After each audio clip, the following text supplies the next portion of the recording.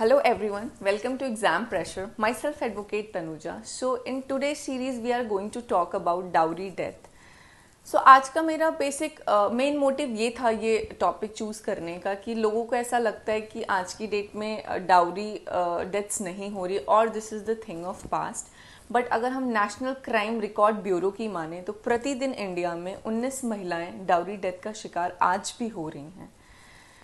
हाँ, डेफिनेटली ये ज़रूर ट्रेंड ज़रूर चेंज हुआ है. पहले जो चीज़ें खुल के बोली जाती थी वो आज इस टर्म में बोली जाती है कि नहीं, आप अपनी लड़की को गिफ्ट दे रहे हैं, इसमें हमारा कुछ नहीं है. इस तरीके के टर्म्स यूज़ किए जाते हैं, जो कि वही वाली बात होगी कि एक कान को आप उसी कान को एक हाथ से पकड़ो फिर दूसरे हाथ से पकड़ो, बात एक ही है, रिजल्ट आउटपुट एक ही होता है.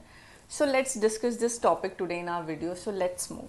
सो आज के वीडियो को इजी तरीके से समझने के लिए मैंने 3 पार्ट्स में डिवाइड किया है, जिसमें सबसे पहले हम जानेंगे कि डाउरी क्या होता है. दूसरे पार्ट में हम जानेंगे कि डाउरी डेथ का प्रोविजन आईपीसी में किस सेक्शन में मेंशन किया गया है एंड उससे रिलेटेड कौन से रेलेवेंट ऐसे केसेस हैं. सो आज के वीडियो में सबसे पहले हम डिस्कस करते हैं कि डाउरी क्या होता है. डाउरी ऐसा कोई भी गिफ्ट जो कि कैश में या फिर गिफ्ट के फॉर्म में लड़की वालों की तरफ से लड़के वाले को दिया जाता है on the event of marriage, dowry कहलाता है. डाउरी सिस्टम कहीं ना कहीं एक बहुत बड़ा बर्डन क्रिएट करता है on the family of the bride.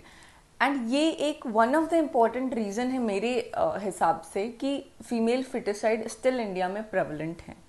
और डाउरी सिस्टम वेस्टर्न कंट्रीज़ में नहीं, मेनली ये 3-4 कंट्रीज़ में देखा गया है. इंडिया, पाकिस्तान, बांग्लादेश, ईरान, ये जो कंट्रीज़ हैं यहाँ पे ये मुख्य रूप से प्रेवलेंट हैं.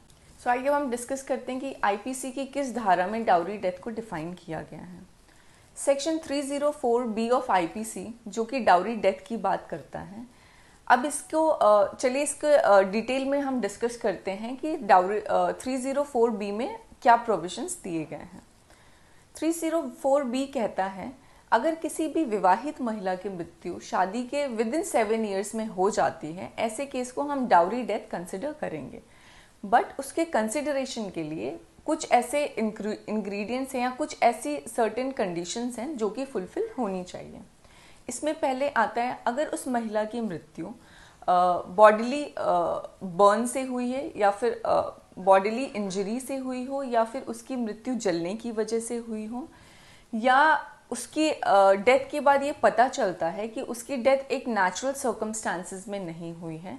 फॉर एग्जाम्पल अगर किसी महिला की मृत्यु होती है उसे तुरंत ही जला दिया जाता है और उसके लिए पुलिस इन्वेस्टिगेशन का वेट नहीं होता है.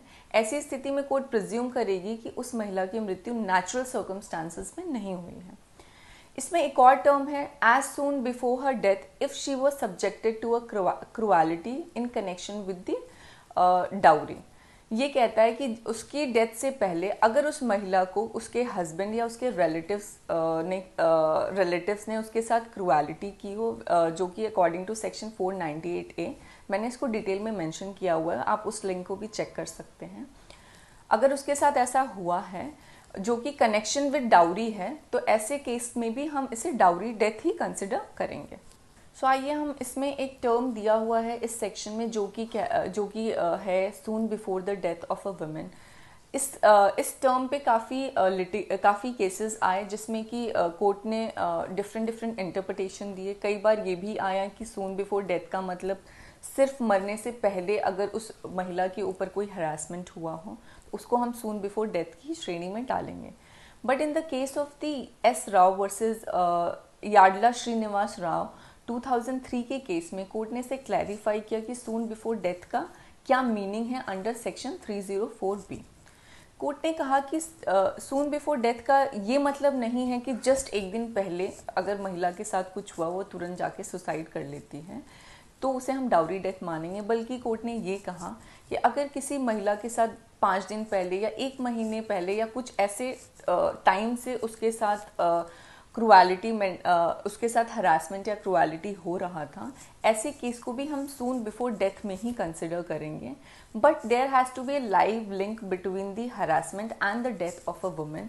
मतलब उसकी मृत्यु उसी हरासमेंट की वजह से होनी चाहिए. ऐसे केस को हम सून बिफोर डेथ में ही कंसिडर करेंगे और ऐसा कोई भी केस आता है तो वो डाउरी डेथ की कैटेगरी में फॉल करेगा।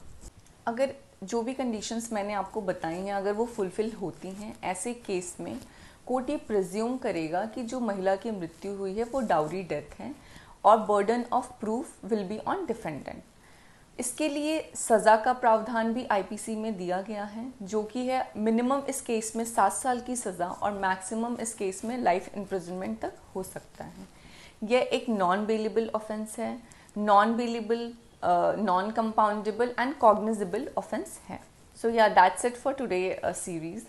सो आई होप आपको ये कंटेंट समझ में आया हो, आई होप आपको ये क्लियर हुआ हो कि डाउरी डेथ क्या होती है।